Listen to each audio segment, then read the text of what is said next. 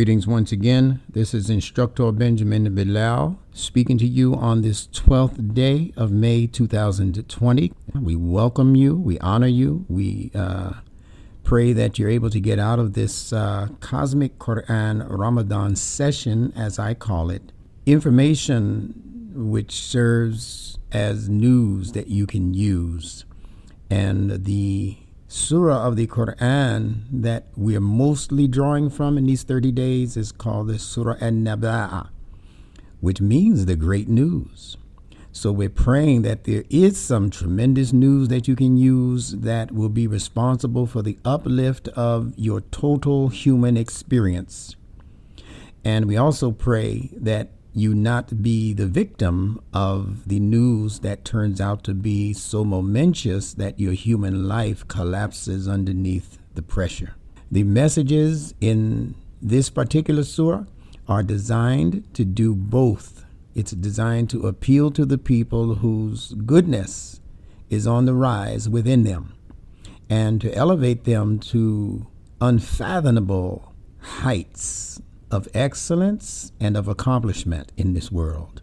However, it is simultaneously designed to uproot those who have been artificially rooted as leaders in our lives, as influences in our lives, because of the fabricated frequencies that they have been used to operating by, that has actually been controlling the destiny of human beings. And this scheme has actually been in effect for thousands of years now. We're living in a day and age where the scheme itself is beginning to unravel. We're living in a day that Imam W.D. Muhammad referred to as a day in the judgment. So there will be a series of these kinds of developments.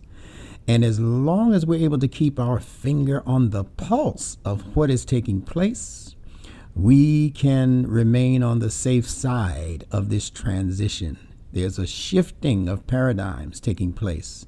There is a shifting of paradigms that has taken place even on the cosmic level. And that's why I'm referring to the Quran as the Cosmic Quran. There are seasonal changes that are taking place based on seasonal cosmology. What does that mean? That means that in the same very way that our annual year of 12 months keeps a constant shifting of 4 basic seasons that we call spring, summer, winter, and fall, in that same way, the universe or the cosmos itself has similar seasons that take place over generations of time, over many thousand years, 26,500 years approximately, for each one of these cosmic seasons to come in, to do what it does, and then to dissipate and make way for the next set of cosmic energies. So according to the cosmology of the seasons that we're experiencing, the universe has left the energies related to what the zodiac folk have called Pisces.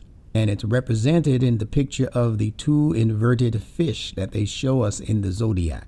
Now, this is not to get you all caught up in the zodiac. This is to get you caught up in the information that the zodiac folks use to develop the zodiac, which in many cases came to be artificially influenced by men's trajectories where they wanted to see humanity go, or by their guesswork. But the cosmos has no guesswork. And everything that needed to be captured of the truth regarding the zodiac or any other act has been captured perfectly and purely and protected within the pages of the Quran. So if Instructor Bilal tells you something that you might think sounds a little bit sci-fi or a little bit out of the realm of what you know to be al-Islam and the life of Muhammad and so forth, it's because you haven't checked my sources. See, I bring you sources. And those sources are what corroborates the connections between what I'm bringing you as logic and what Allah has actually established in the cosmic realm as logic from Him. There's no intercessor in that logic when you study directly from His fitrah. So those inverted fish represent an influence that has been in the world for all of these years that is mostly geared towards division.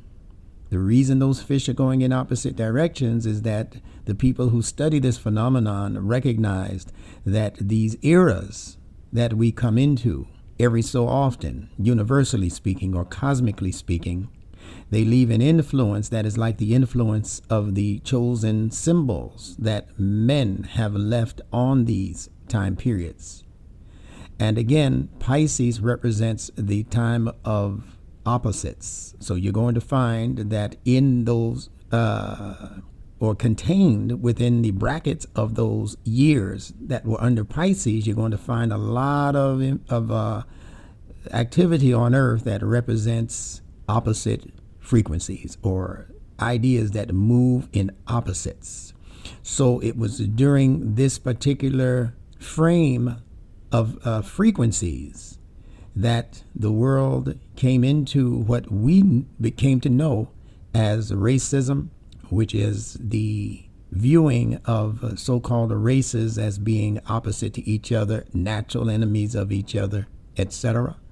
We came into the ideology of masculine domination of the world after being in many, many generations of feminine energy, as it had established what were called the matriarchal societies that were mostly ruled by feminine presence and the feminine energy and feminine gurus and feminine griots. And, it was the woman who was considered to be the expert in medicine. They called her the medicine woman.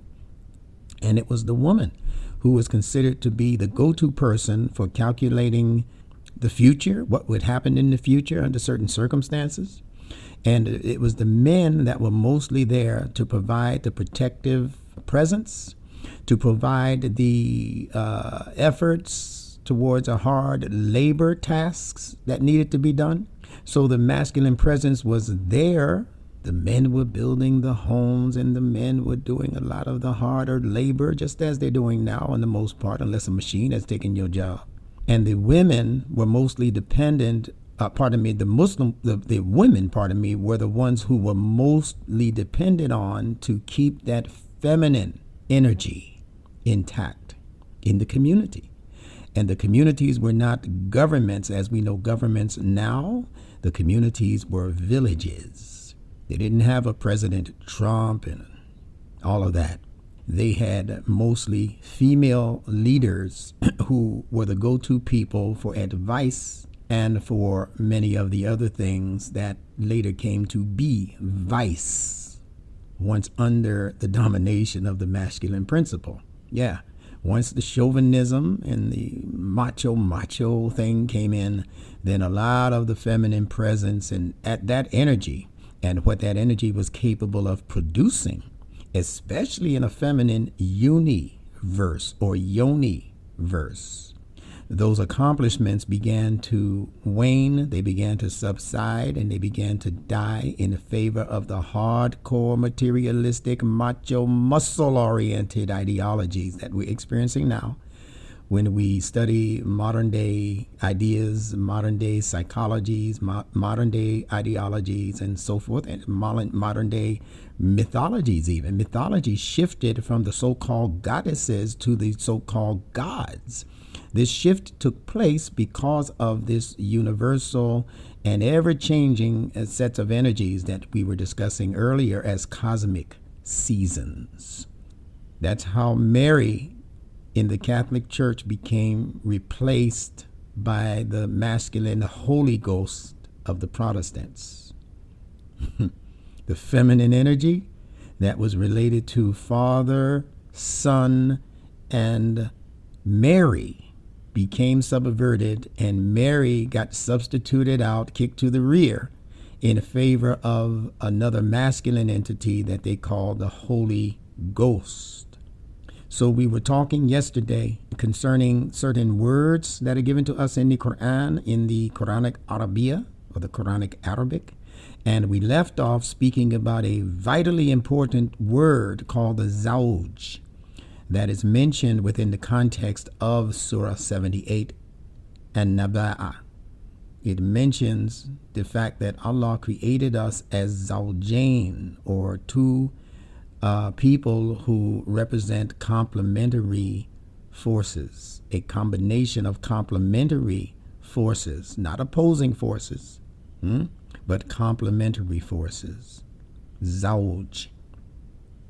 And it contains the three important letters za, waw, jim, but it's really pointing towards two of those letters. The waw in the middle is actually serving more as a vowel than as a consonant. But the waw is a connector, as you know. It's used in Arabic to connect one thing with another that follows it. So if we review the letter za, the Z sound, za, it represents things that happen swiftly, and it also represents those things that operate outside of its normal circle. And I gave you the examples in English of the word zoo, where we find animals who are running around and hopping in and out of trees and doing whatever they do in the grass and all of that. They're living their lives, but they're living their lives outside of the normal activity of the normal circle of activity that you would normally find them in if you were viewing them in their jungles or in their forests or in their natural habitats outside of the zoo. They're trying to make those zoos now more inclined towards how their natural habitats are situated, but it's a difficult, if not impossible, thing to do. But that's the za operating in the word zoo. And I also gave you the word crazy. The Z in the crazy means that your mind is operating outside of its normal framework. The word zany is not that far from the meaning of crazy, and that Z in zany is doing the same thing in the mind, as it causes the mind to do things and have the person say things that are just like outside of the circle of your comfort zone. That was zany. And I also gave you the Arabic word zakat, which all of us know means charity. But when you factor in the meanings of these letters and you go a little bit deeper into the ocean of their intrinsic meanings, then you know that zakat is not just giving somebody something.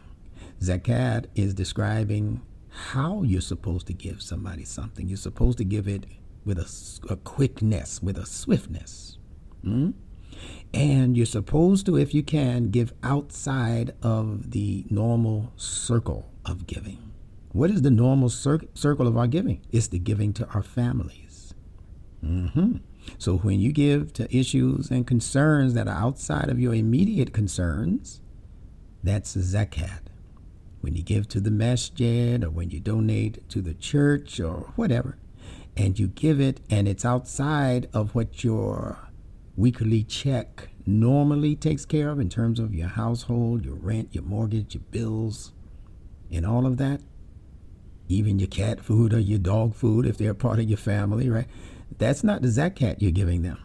But when you do that same thing and extend your reach outside of your normal circle related to the people you give to, that becomes zakat. And it's the Z, the za letter in zakat, that is enforcing the idea of giving outside of the normal circle of giving. And of course, the ka in zakat means the palm of the hand. So what that word is saying is that zakat is supposed to be the effort on the part of those things that you've been holding on to in the palm of your hand, so to speak. The effort to give those things swiftly. Stop thinking about it. Don't overthink it. You have it as extra. Go give it now. Find somebody, like the prophet is said to have done, praise and peace be upon him, upon his deathbed. He was still looking for things to give away outside of the circle of Fatima and Aisha and whoever else was in his household. So that's zakat. That's za. The next letter would be waw. We're talking about zawj. Waw just means connected to. As it is connected to whatever the letter jim means. We're talking za, waw, jim. So we're up to jim. Jim, as I told you, means the movement towards a water source. A movement towards a water source. So when you go to Hajj, which contains two Jims, which means that whatever Jim means is being reinforced in this word. When you go to Hajj, it's a movement towards a water source. The water source literally is Zamzam, but the water source figuratively is the moral teachings that you're receiving while being in the presence of the Kaaba. You're receiving a moral lesson, being in the midst of sometimes millions or several millions of people, all trying to touch the black stone, all trying to circumambulate the Kaaba. There are people who will go just buck wild in an environment like that. We're not used to it. We're coming from the hood, from the ghetto, where people brush up against you in the subway. You ready to do them a little something, something. Now you got thousands of people pushing to your left, pulling from the right, trying to throw stones at the Jamarat and hitting you in the head with the pebble, and you get pissed off, excuse the expression. But it's a situation for you to control what? Your emotionality. And emotionality is symbolized also by water. Water, if it's left alone, will remain at peace. But as soon as you touch it, it's going to ripple. That's your nervous system. That's your emotionality at work. So Jim, once again, is movement towards a water source. And water, we just mentioned, is a symbol of emotionality. It's also a symbol of a morality, moral thinking that keeps you clean, and also a symbol of truth, which also needs to be kept clean and pure. So Jim is that movement towards a water source. And in the presence of our Zawj, our mate, our complementary half, we should be quick. You see, Zawj, we should be quick to move towards actions which serve the same purpose as water.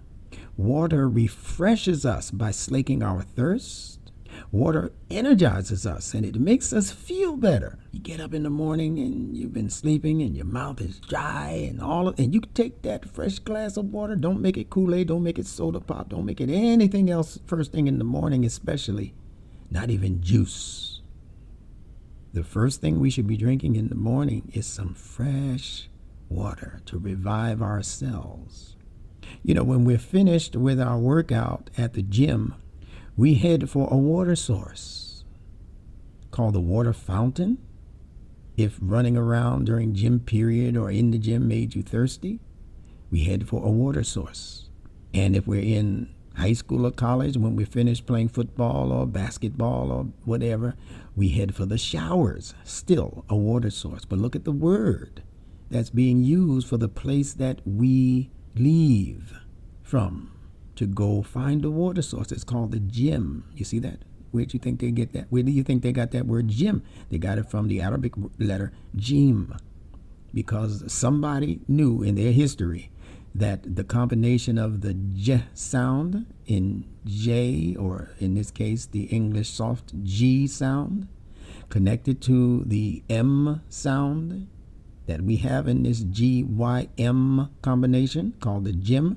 They understood somewhere in antiquity that that combination means to head towards a water source. So this is why Instructor Bilal says it's not that this system that I have named Nunetics was never in existence. It's that it was in existence and it has been retrieved by Allah subhanahu wa ta'ala as an inheritance for us.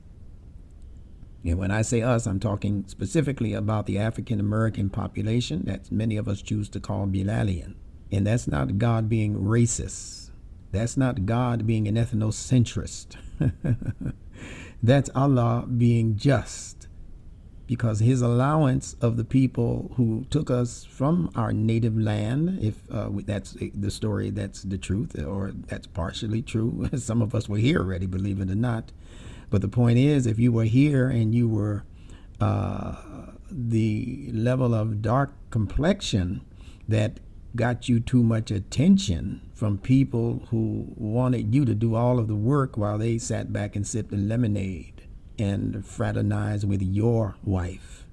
Those people, the first thing that they did was took away the ability in our people to communicate with each other effectively, sometimes destroying whole languages that have been established in Africa, and removing the ability to speak to each other, which was one of their greatest fears, that we would continue to communicate with each other, maybe in a language that they did not understand, and plan subterfuge.